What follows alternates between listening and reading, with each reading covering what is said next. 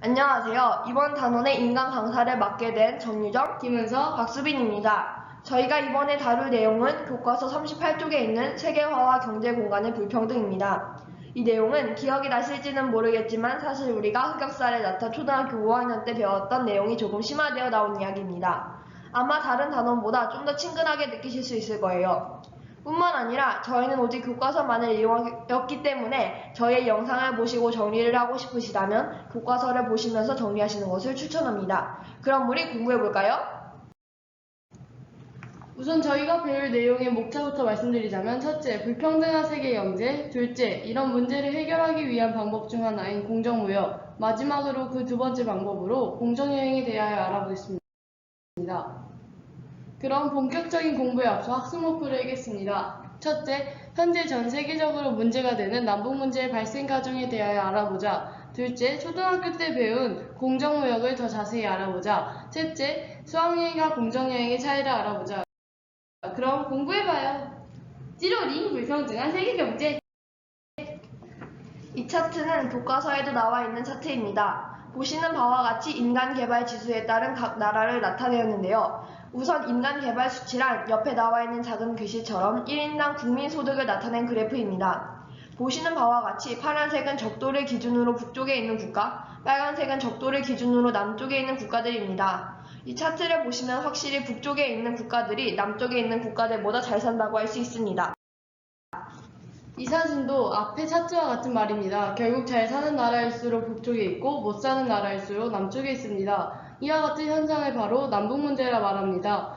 남북 문제란 선진국과 개발도상국 간의 국민소득 등 경제적 분야에서 큰 격차가 일어나는데 대부분 선진국이 북에 있고 그에 비하여 개발도상국들이 남에 있어서 남북 문제라 불리게 된 것입니다.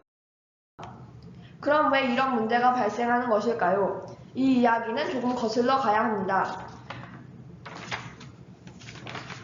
때는 제2차 세계대전이 일어나고 종전이 되었을 때부터입니다. 종전이 된 후 제국주의들의 식민지 체제가 붕괴되기 시작합니다. 이때 우리나라도 일본으로부터의 식민지가 풀려났었죠.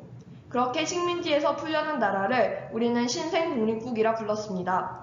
이제 신생독립국은 식민지에서 풀려나 잘 살아보려 하지만 개발이 늦어졌습니다. 왜냐하면 바로 식민지에서 벗어나 어쩔 줄을 몰랐기 때문이죠. 그러는 사이 선진국과의 정보 격차가 벌어집니다. 선진국은 앞선 정보력으로 빠르게 발전하죠. 신생독립국은 후진국이 되었습니다. 후진국은 선진국에게 의지를 하려 하지만 선진국의 너무나 빠른 발전 때문에 개발을 하려 해도 사용비용 등의 여러 비용이 들어 그들의 개발을 막아 결국 뒤처지게 됩니다. 그 후 선진국과 후진국의 빈부격차는 급증하게 됩니다. 결국 아직까지도 이 문제가 일어나고 있는 안타까운 현실입니다. 그러나 세계화에 따라서 남북 문제와 같은 부정적인 것만 있는 것은 아닙니다. 긍정적인 예로는 활발한 국제분업과 자원의 효율적 사용으로 전 세계적인 경제 성장이 이루어졌습니다. 하지만 부정적으로는 투자 수익이 다국적 기업의 본사가 있는 선진국에 집중이 되어 점점 개발도상국과의 빈부격차가 커지게 되었습니다. 개발도상국 내에서도 세계화에 따른 부정적인 내용이 있는데 바로 어린이 노동입니다. 우리가 흔히 사진을 통하여 볼 수 있는 광경입니다. 교과서에도 보면 한창 뛰어놀아야 할 소년이 축구공을 꿰매고 있는 사진이 있습니다. 이처럼 개발도상국에서는 가난하기에 어린이들도 가정을 살리기 위하여 노동을 하고 있습니다. 이런 어린이 노동 실태는 전체 어린이의 약 11%로 10명 중 1명, 우리 반만 해도 약 3명이 부당한 대우를 받으며 노동을 하고 있는 것입니다. 별로 크지 않은 숫자 같지만 지금 우리가 이 영상을 보고 있는 시간에도 약 1억 명의 아이들은 부당한 대우를 받으며 노동을 하고 있습니다. 그중 59%는 농업에 종사하고 7%는 공장에 있는데 어린이들이 하기에는 매우 위험한 작업들이라 합니다. 결국 매년 22,000명의 아이들이 안타깝게 세상을 떠나게 되었습니다. 그럼 우리가 이런 아이들을 위해 해줄 수 있는 일은 없을까요? 아닙니다. 여기 있습니다. 바로 공정무역입니다. 공정무역이란 간단히 정리하자면 생산자에게는 정당한 몫을 주고 소비자에게는 저렴한 가격을 제공하는 착한 무역입니다. 이 무역을 중간 무역 과정을 없애 바로 소비자에게 전달하여 더욱 저렴한 가격으로 만날 수 있습니다.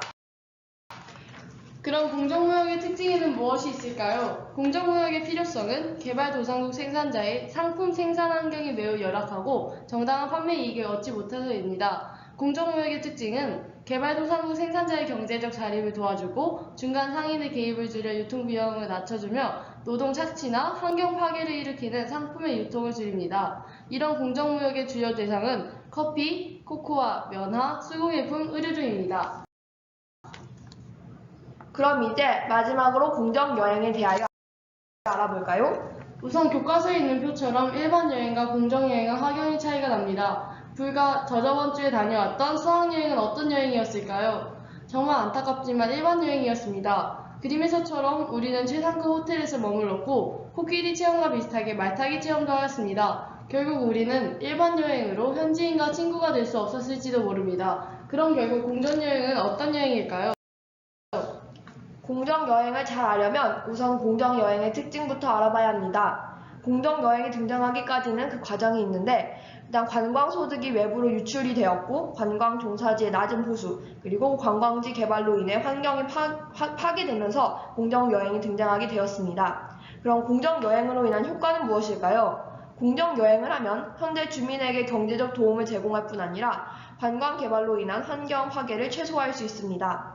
만약 이 이야기를 듣고 공정여행을 하고 싶으시다면 이 방법을 보십시오. 첫째, 현지인이 운영하는 식당과 숙소 이용하기. 둘째, 환경보호를 위한 대중교통 이용과 쓰레기 줄이기. 셋째, 현지인과 현지 문화에 대한 존중 및 이해하기. 이 방법으로 우리도 이제 현지인과 친구가 될 수 있습니다.